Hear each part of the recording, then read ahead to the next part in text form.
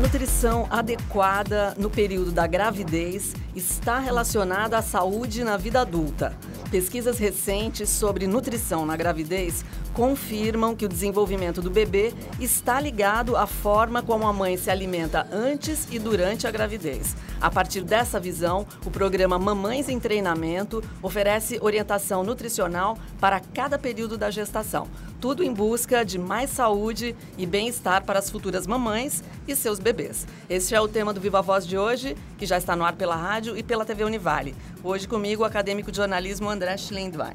Boa tarde, Lisa. Uma boa tarde para você que acompanha o Viva Voz aqui na Rádio Univale FM, nos 94,9. Pela TV Univale também no canal 11 da TV fechada aqui em Itajaí. Para entrar em contato com a gente é fácil, pelo Twitter, @VivaVozUnivale, a página no Facebook, facebook.com/VivaVozUnivale, ou no e-mail que é vivavozunivale@hotmail.com. Para conversar com a gente hoje, nós convidamos a nutricionista Carolina Teilacher Sommerfeld. Ela é especialista em nutrição materno-infantil. Obrigada pela presença, Carolina. Obrigada pela oportunidade também. Carolina, bom, o tema já é muito interessante, mas em termos gerais, o que é se alimentar bem durante a gestação? Aquela história lá de que a mãe tem que comer por 2, isso aí é verdade mesmo ou não? Não é verdade. Né? Desculpe as mamães que estão ouvindo, mas é uma pergunta bem comum que as mães vêm com essa ideia de que estou gerando um bebê, preciso comer mais calorias para garantir o crescimento e o desenvolvimento. Quando o que realmente importa é a qualidade dessa alimentação.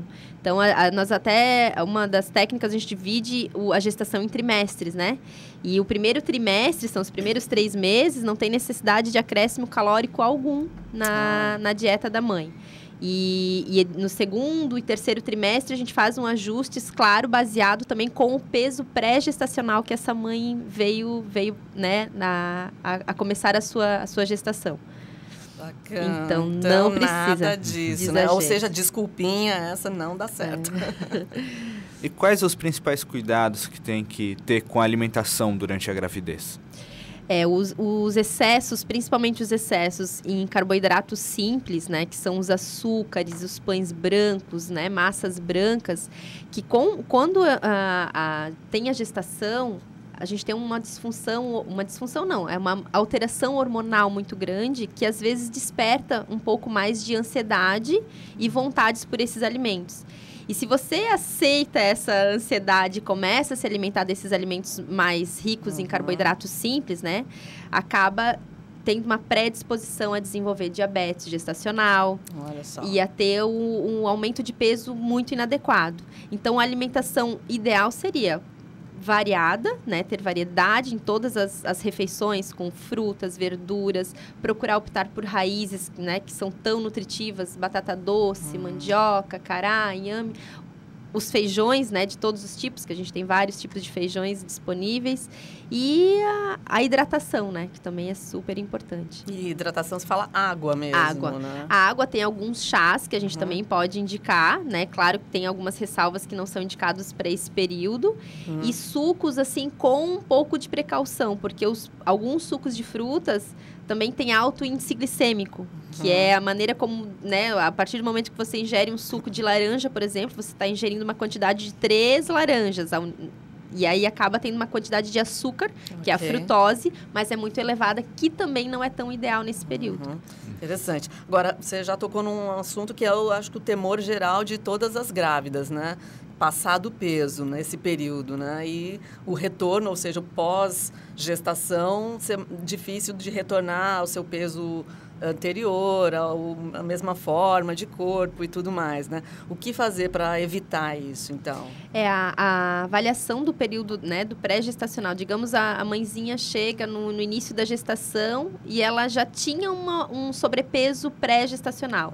Então, vai ter todo um acompanhamento para que durante a gestação ela não aumente mais do que 5, 6 quilos, porque ela tem uma reserva já. Okay. Então, assim, também não é indicado fazer dieta durante a gestação. Isso também não é adequado. Agora, o controle do aumento de peso pode ser feito. Certo. E para uma gestante que tinha um peso normal, digamos, né, não estava com sobrepeso, se ela aumentar entre 7 a 12 quilos, tá dentro do que a gente preconiza de adequado. Então, a gente vai fazendo esse acompanhamento. E é claro que junto com os ultrassons, acompanhando o aumento do peso do bebê, o desenvolvimento dele, e aí, com isso, a gente vai adequando a dieta dela desse período. Interessante. E quais os principais mitos relacionados à alimentação durante a gravidez?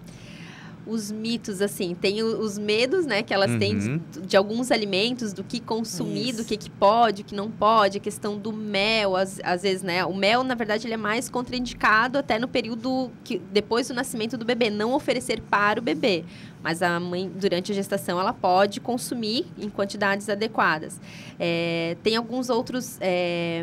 alguns chás, né, que têm uma predisposição de serem abortivos, então a gente também tem essa orientação, mas assim, são estudos muito remotos, não tem nada muito comprovado cientificamente, então a gente só procura ter essa precaução. Mas chega alguém com alguma dúvida de algum alimento muito estranho, muito diferente...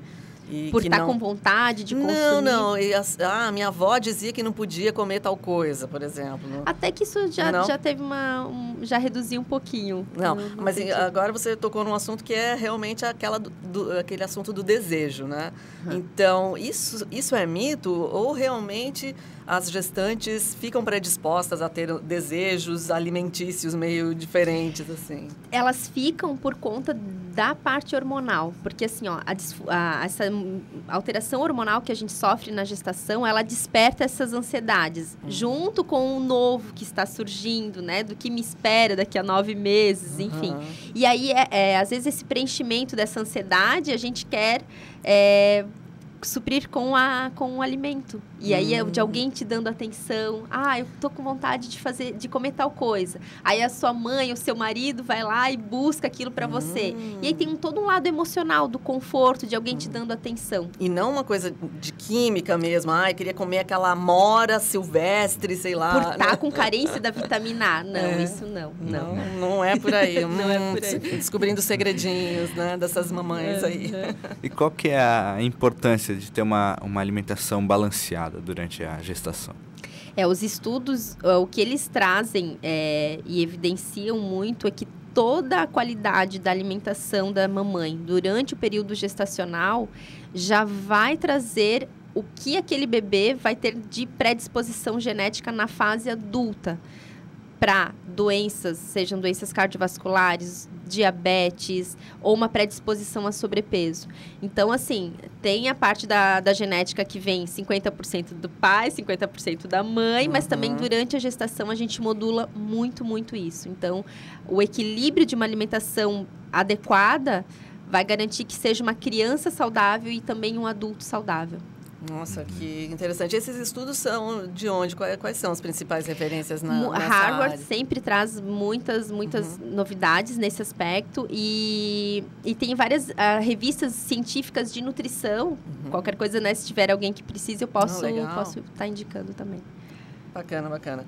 Ô, Carolina, e assim, de que forma você consegue modificar alguns hábitos exatamente porque você lida diretamente com as mães, né? E aí, lógico, você está aqui dizendo, teoricamente, né? É melhor comer assim, não coma tal coisa, ou coma mais isso. Como é que você faz para conversar com as mães e colocar isso em prática, né? Porque, pelo que eu entendi, esse programa que você conduz, que é o Mamães em Treinamento, é uma coisa bem prática, né? Como é que funciona esse trabalho? Quando as mães chegam para mim, eu procuro formar os grupos conforme o período gestacional que elas estão. E nós marcamos encontros, algumas vezes quinzenais ou mensais. E nesses encontros é bom porque tem todo um momento de tirar dúvidas, de expor as dificuldades e essa questão das ansiedades, das vontades com a alimentação. E eu procuro muito me colocar no lugar delas. Como eu já fui gestante, vivi tudo isso, e eu sei bem os medos que nós temos e o querer o melhor para o bebê que a gente está gerando. Então, eu trago muito para essa prática. Você está gerando a coisa mais importante da sua vida. Então, são 9 meses que requer de você se empenhar um pouquinho, de olhar para o seu prato. O que eu estou colocando no meu prato no horário do almoço é saudável? vai fazer bem para mim? Ah, eu vou tomar refrigerante, por que eu não vou tomar um suco de fruta ou me hidratar com uma água que é tão mais saudável? Então, assim, trazendo para esse lado, assim, do serzinho que está ali dependendo de você, eu tenho tido bastante sucesso, assim. E eu trabalho isso muito com emoção, por saber de como isso mexe mesmo com a mãe. E como é que funciona na prática? São encontros? As pessoas se inscrevem para participar? Como é que você organiza? Isso. Elas ligam na clínica ou às vezes até pela mídia, né? Pelo Facebook, enfim. Entram em contato e aí eu direciono para o grupo. E aí eu tenho as consultas individuais também. E aí os encontros, a gente sempre faz um coquetel, sempre faz alguma conversinha agradável para ser um encontro diferente, na verdade. Legal. Depois da gestação, né, a mãe teve a criança. Nos primeiros meses, a amamentação é o suficiente para a nutrição do bebê, não? Totalmente suficiente.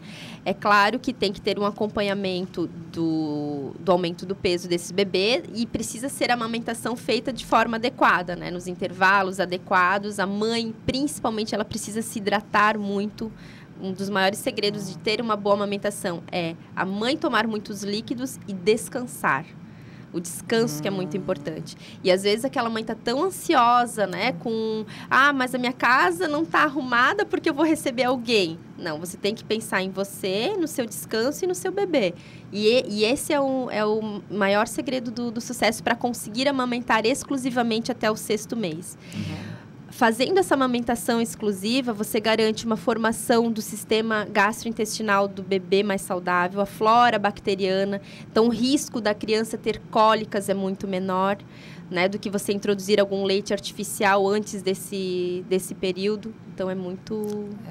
Eu não sei como é que você faz, né? Porque você também acaba orientando depois o pós-parto, né, Carolina? Também, E o que eu observo é que muitas mães desistem logo. Eu sei que não deve ser uma tarefa muito fácil amamentar um bebê, né? Mas de que maneira você consegue lidar com mães que têm problemas? Que, não, meu filho não quer saber... Como é que eu faço? Quais são as alternativas? Eu tento... As que já desistiram ou que estão pensando... Estão lá no meio da encruzilhada. Eu tento reforçar muito e realmente não é fácil, porque, em média, a cada 3 horas, você precisa estar disponível para o seu bebê para amamentá-lo, né? Então, realmente, é uma logística, né? Para atender aquela demanda. Tem algumas técnicas para você poder deixar um pouco de leite reservado e tudo mais. Mas eu reforço, assim como na gestação, que foram os 9 meses, né, de gerar aquele bebê, são 6 meses totalmente especiais para nutrir aquele bebê do melhor alimento que tem. Entendi. Ou seja, é o psicológico mesmo, é a mãe que precisa decidir isso. Então, não existe essa coisa de que, não, eu não tenho leite. Não. Assim, salvo se tiver alguma outra disfunção, que daí tem que ser avaliado também pelo obstetra, ou para a gente avaliar e aí fazer a introdução de outro modo, né? Entendi. E no final dos 6 meses de amamentação exclusiva, eu entrego um certificado de super mãe que amor. Legal. Carolina, queria que você contasse um pouquinho da sua história, né? O que te despertou, você disse que você também foi mãe, foi gestante, mas conta um pouquinho o que acionou esse teu olhar para essa questão. Bom, nutricionista, sou formada há 12 anos e eu tenho um filho que vai fazer 2 anos no próximo mês. E sabendo de tudo que eu já sabia da nutrição, a partir do momento que eu estava grávida, eu assim, meu Deus, e agora? Agora sou eu, né? E aí me levou a estudar muito, ler muito, tanto para me preparar como durante toda essa fase. E eu vi o quanto que é carente de profissionais fazendo esse trabalho e o quanto que é importante. E eu sei que, na verdade, para a gente conseguir fazer uma geração mais saudável, eu estou trabalhando com a base disso. Então, é um encanto que eu tenho de cuidar tanto das mãezinhas quanto dos bebês e até a primeira infância, que agora são chamados os 1000 dias, né? Que são da gestação, mais os primeiros 2 anos da criança. É ali que você forma muito do hábito alimentar da criança também. Então, eu busco conseguir reforçar a importância dessa dedicação, que é uma dedicação. Você gerar um filho e ter um filho, você tem que se dedicar tempo e muito amor, né? Com certeza. A gente vai para o intervalinho, mas daqui a pouco a gente volta a conversar sobre esse tema tão interessante que é a nutrição materno-infantil.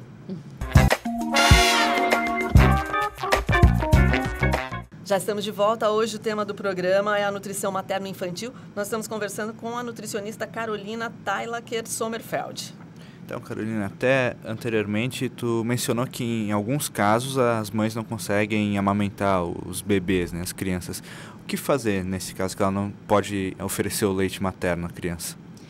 Nesse caso, a mãe precisa procurar a orientação do pediatra e do nutricionista, se ela tem um acompanhamento, para indicar qual que é a melhor fórmula, qual que é o melhor leite para oferecer para esse bebê, né? Nas quantidades adequadas, para não atrapalhar o desenvolvimento, né, e o crescimento dessa criança. Mas existem casos que realmente... E a gente não pode... até usar o termo assim, né, condenar essa mãe por isso, porque tem alguns casos que realmente não é possível a amamentação. Sim. Claro. Ela não vai ser menos mãe por isso, ela tentou, ela se dedicou àquilo, mas não foi possível. Aí nós orientamos e que ela faça daquele momento de oferecer aquele leite, mesmo que artificial, faça de um jeito que seja de muito amor, de muito carinho. Né? Bacana.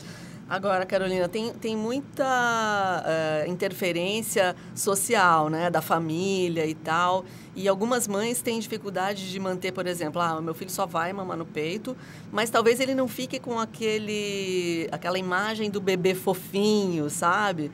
E aí tem muita mãe que acaba, não, tem que dar um jeito desse menino ficar mais gordo, sabe? Essa reflexão bem comum nas famílias, né? O que você diz sobre isso? O que dizer para as mães e para essas famílias? Né? Tem uma tabelinha que é a curva de crescimento do bebê, que a gente chama do percentil 50. E eu entrego essa tabelinha para a mãe, a gente vai fazendo acompanhamento, né, do aumento do peso, do crescimento. Então, assim, se a criança está dentro daquele peso adequado, a imunidade dela está muito boa, ela não tem infecções de repetição, ela pode ter muitos argumentos para falar para a família, tá tudo certo. Então, aquela ideia do bebê, da bochecha bem gordinha, rosinha, os braços com 3, 4 dobras, não... Isso. Até, voltando àqueles estudos, né? Foi há uns 30 anos atrás que foi muito colocado que o bebê tinha que ter aquela forma, né? E é um pouco da nossa geração adulta tão doente hoje, né? Que reflete. Então, agora está se resgatando de 30, 40 anos atrás para voltar a outra forma. Ou seja, bebê fofinho não é sinônimo de bebê saudável. Não mesmo. Só. Importante. E na questão ainda da alimentação do bebê, passou aqueles 6 meses que é com leite materno, como que ir acrescentando outros alimentos ao dia a dia da criança?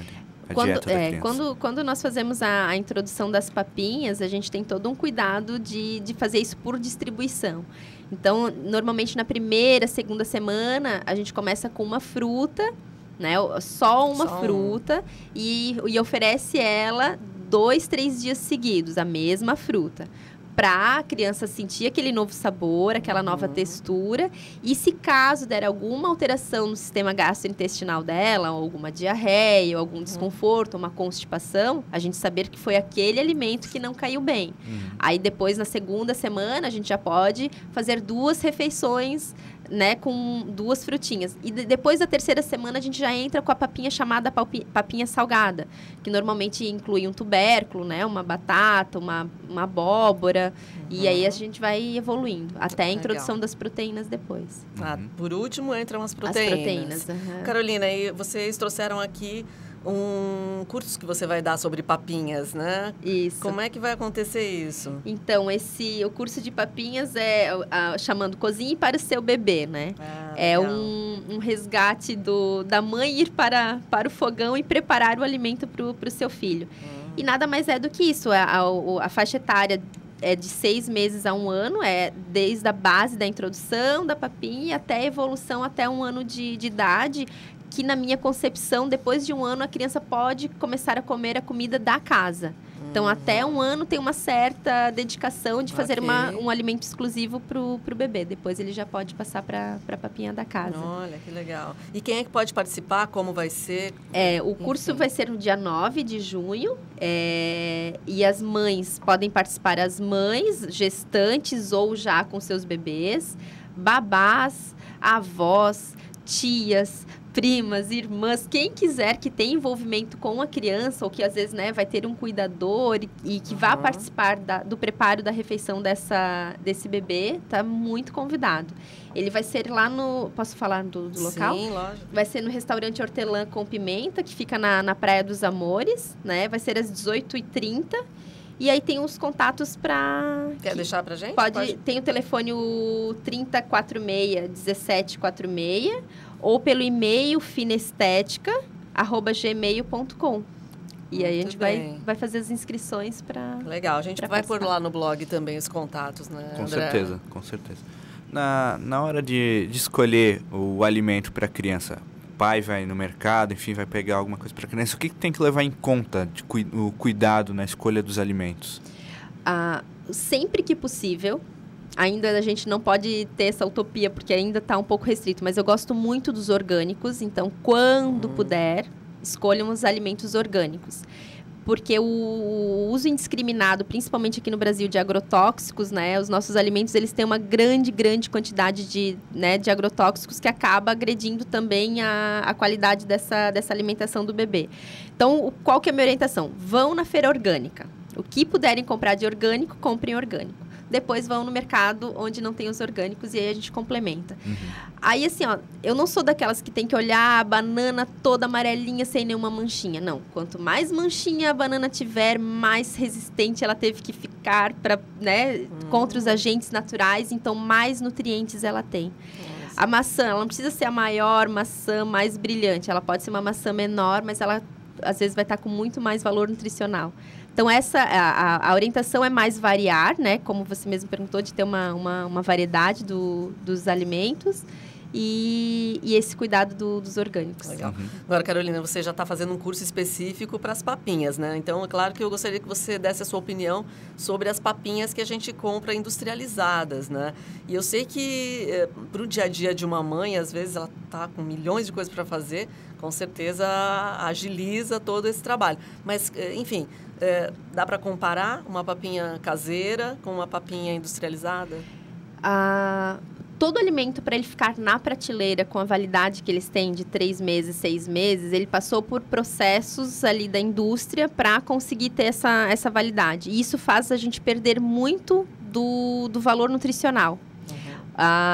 Muito das enzimas que aquele alimento pode oferecer, que também gera saúde. Então, o que eu falo das papinhas industrializadas? Elas não podem ser a base da alimentação da criança. Mas eu também não vou dizer que nunca pode oferecer. Então, assim, procurem fazer os alimentos em casa, tem técnicas de congelamento. Então, assim, isso eu vou estar ensinando no curso. Como congelar, como fazer uma base de um caldo de proteína para depois misturar com feijão, misturar com legume, que facilita muito no dia a dia. Então, você consegue ter um pré-preparo. E as papinhas industrializadas, eu vou numa festa, vou num restaurante, não vou ter o que oferecer, não consigo... Aí você leva como uma alternativa. Mas não no seu dia a dia usar a papinha como alimentação. Exclusivamente, nem pensar. Não. No caso também do leite, aquele leite de caixinha, também tem que ter um certo cuidado, ou pode oferecer para a criança tranquilamente? Não, o leite de caixinha eu não indico... Eu, na linha que eu atuo, não indico até os 2 anos de idade. Eu indico leites específicos que são mais... A proteína é mais degradada e a criança aceita melhor. Os leites integrais, os leites de caixinha, eles têm a molécula da proteína do leite, ela é muito grande. E acaba que a criança, por não ter o intestino tão bem formado ainda, tem uma predisposição a desenvolver alergias alimentares, né? Que a gente está ouvindo muito, né? Criança com intolerância à lactose, intolerância à proteína, alergia à proteína do leite. Então, eu procuro não oferecer antes para evitar justamente o desenvolvimento dessas doenças. Olha só. Carolina, como é que você observa o comportamento das mães hoje, né? Elas estão realmente preocupadas em ter um modo diferente de lidar com seus filhos? Estão preocupadas com essa questão de buscar alimentos mais naturais, mais saudáveis? Como é que você vê, em geral, o comportamento das mães? Do período que eu tenho o programa, tem os dois perfis de mães. Tem as que você fala e que elas, não, mas vai dar muito trabalho, não sei, Carol, não vou conseguir. E tem as que vestem a camisa e que realmente querem fazer acontecer. Como eu falei antes, não é fácil, requer uma dedicação, mas no fim aquilo vira sua nova rotina e é o automático, assim, o automático saudável que eu falo. Mas você precisa acreditar naquilo para fazer acontecer. Mas ainda assim, tem migrado para mais mães incentivadas e quererem fazer do que as não. Legal. Cada mãe e bebê tem um acompanhamento nutricional diferente? Cada mãe, cada bebê tem totalmente diferenciado, porque cada pessoa que entra, cada mãezinha que entra é uma mãezinha única. Ela tem um perfil, ela tem um tipo sanguíneo, ela tem um histórico genético, são totalmente diferenciados. Os grupos, né, as reuniões são às vezes 6, 7 mães, mas ainda assim cada uma tem o seu direcionamento. Bacana. Bom, Carolina, para a gente fechar o programa, já está quase acabando, eu queria que você fizesse um relato do que você tem observado na sua própria experiência. Seu bebê também vai fazer 1 ano ainda, né? Vai fazer 2? Uhum. Como é que é? O que você tira dessa sua experiência, que começou, lógico, da sua visão profissional, né? Já que você é nutricionista, e o que você observa no seu dia a dia com o seu filho, né? Muitos diziam assim que tudo é sorte. Não é só antes de ser mãe, né? É sorte que ele vai comer cenoura, é sorte que ele vai comer brócolis. E o que eu tenho visto, assim, tenho praticado com ele doce. Eu procuro cuidar muito com isso, com a oferta de doces, porque o doce, ele tira muito o paladar da criança para os azedos, para os amargos. Então, essa orientação. Evita oferecer chocolate tão cedo, evita oferecer balinha, vamos oferecer outras coisas no lugar. Então, quando a gente está no mercado, às vezes eu levo um potinho com uva passa, ou levo amêndoas, as pessoas ficam, ele come isso? Olha. Ele come, ele gosta, bolinha, mamãe, bolinha, mamãe. Porque é o que ele foi oferecido para ele. Então, de experiência, assim, é totalmente possível, sem muita neura, sem muito estresse, fazer algo natural e que dá pra ser feliz e fazer o bebê feliz e saudável. Muito legal. Então, a gente quer agradecer a tua presença. Nós conversamos com a nutricionista Carolina Theilacher Sommerfeld, que é especialista em nutrição materno-infantil. Vai ter o curso, né, no dia 9 de junho. Depois a gente vai deixar os contatos lá no blog também. Obrigada, Carolina. Obrigada também. É isso aí, o programa de hoje fica por aqui. Até o próximo. Tchau. Tchau.